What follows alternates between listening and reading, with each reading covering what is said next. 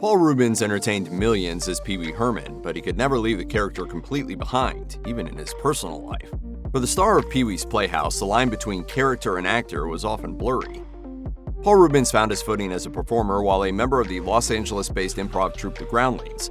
One of the things that made him stand out from the rest of the crew was his ability to create characters, although not all have stood the test of time. Pee-wee, though, did stand the test of time.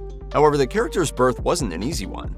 In Inside Pee-wee's Playhouse, the untold, unauthorized, and unpredictable story of a pop phenomenon, author Cassine Gaines revealed that Pee-wee was created with a little inspiration from an aspiring teen comic who was a regular fixture at the Comedy Store. The Groundlings' artistic director Gary Austin told Reubens about meeting the teen, who gave his name as just Jeff. Jeff's whole routine consisted of cracking jokes about items he pulled out of a bag. Unfortunately for Jeff, he was really bad at it. After Austin pitched him as a basis for a character, Reubens added a now distinctive voice and reimagined the idea of using props. The finishing touch, a suit that didn't quite fit, was also Austin's idea, and the character was perfected on stage over the course of the next year.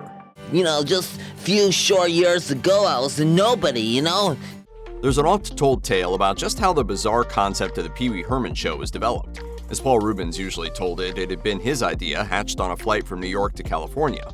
So I got this idea to put him in a playhouse and to, develop a show along the lines of the old kid shows in the 50s.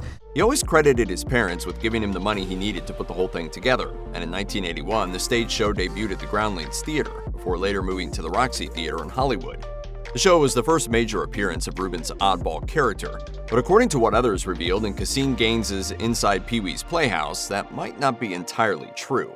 Another version of the story comes from a television producer named Donna Kaufman. At the time Paul Reubens was creating his characters and finding his voice with the Groundlings, Kaufman was producing an SNL-style competitor and looking for the next great idea.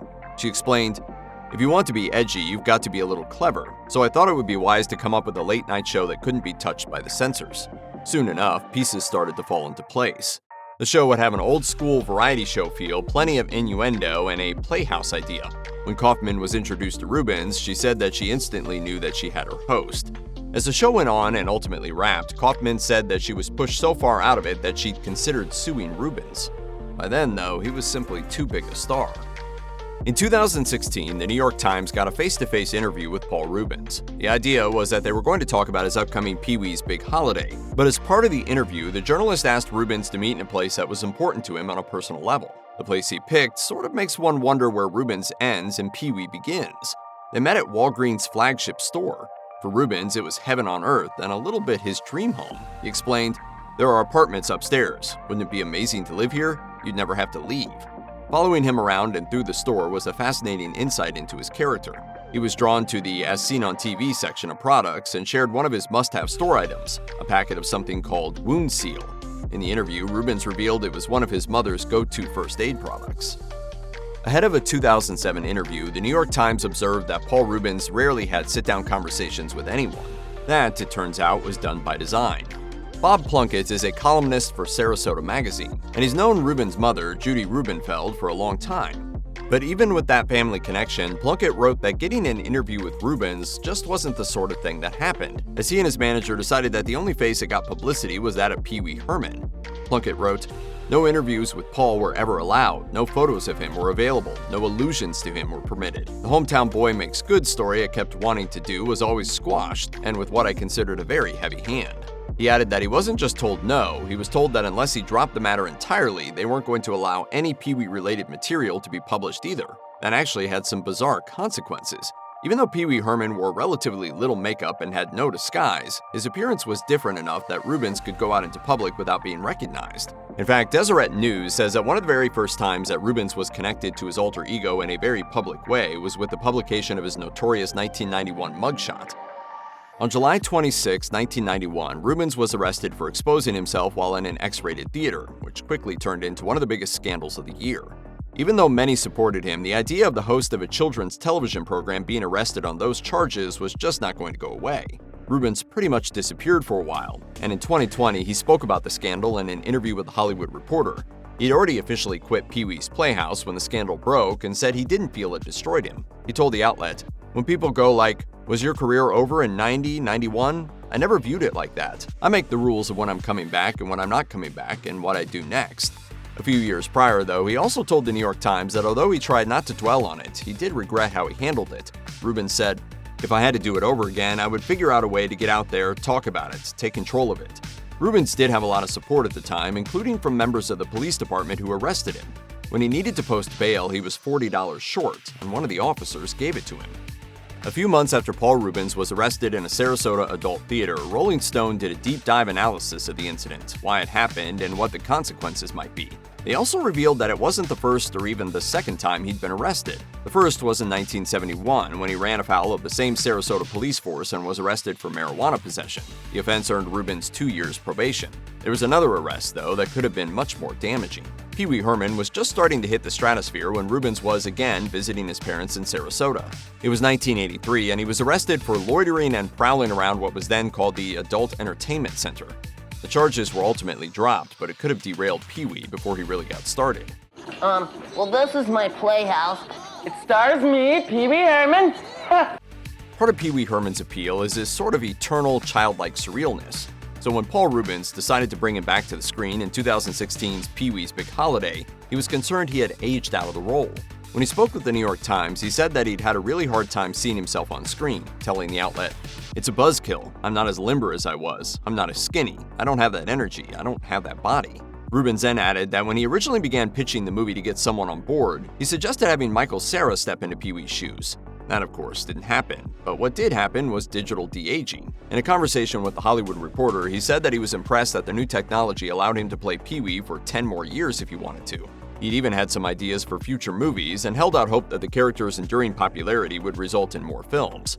By 2020, Reubens had apparently backed away from the idea of having anyone else play his famous alter ego.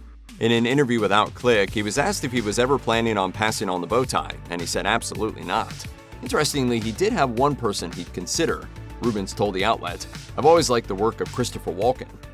While Paul Reubens inhabited the character of Pee-wee Herman so completely that it might seem like it was the most natural thing in the world, Sarasota magazine found out otherwise when they spoke to some of his longtime friends. Stephanie Moss explained, he loved Pee-wee, but he wanted out. And he'd apparently wanted out for a good long time, saying he felt trapped while playing the character. In his interview with Outclick, he also explained that there were even times when the line between actor and character got very blurry, saying, "Sometimes it can be confusing having an alter ego. For example, when I'm at the supermarket, am I shopping for myself or Pee-wee Herman? If I'm at the mall and I see a nice pair of slacks, is it me or Pee-wee that's admiring them?" I don't know why they still love me, but you could have worse problems, right? Being Pee-wee Herman may have seemed like a ton of fun, but for Paul Reubens, it was serious work. He oversaw everything that revolved around the character, so it's not entirely surprising that the iconic props of Pee-wee's Playhouse meant a lot to him. So much, in fact, that in his final days, he filed a lawsuit to try to get them back. As Yahoo reported, Reubens sued the Commissar Collection for keeping and then selling some props, including Mr. Window. Reubens said that he had originally handed the props over with the understanding that the company was going to facilitate getting them into the Museum of Television, but when he found out that the museum doesn't exist, he tried, and failed, to get them back. His legal team says that the missing props are worth somewhere in the neighborhood of $1 million, but those aren't the only ones that were important to Reubens. In an interview with the New York Times, he talked about how in between shooting, he always loved to go hit local thrift stores. Among his favorite finds were knockoff and handmade Pee-wee Herman merch, which he always bought because he loved seeing just how much fans loved what he was doing. There's no denying that Pee-wee Herman shaped a lot of childhoods, but at the end of the day, what was Paul Reubens most proud of? The answer is kind of surprising, and he talked about it in an interview with the New York Times. He said that he was most proud of embracing attitudes outside of the mainstream and depicting people, relationships, and attitudes that weren't necessarily embraced anywhere else. I'm a loner, Daddy. A rebel. He also added that he was very proud of casting actors of color at a time when multiracial casts weren't necessarily ordinary. Reubens explained, "The king of cartoons was black, not just anybody, the king. That came out of growing up in Florida under segregation. I felt really good about that." While Reubens was making sure diversity featured heavily in the casting on screen, Pee-wee was making some major statements too. He befriended characters that were originally terrifying, went on pretend dates with other male characters, and even married a fruit salad simply because he loved it. Do you? Do you? I do. As Reubens explained to the New York Times, that spoke to a lot of people. He went on to say that some of the most meaningful comments he got were from children who had felt like being unique was a bad thing, until Pee-wee told them it wasn't bad at all.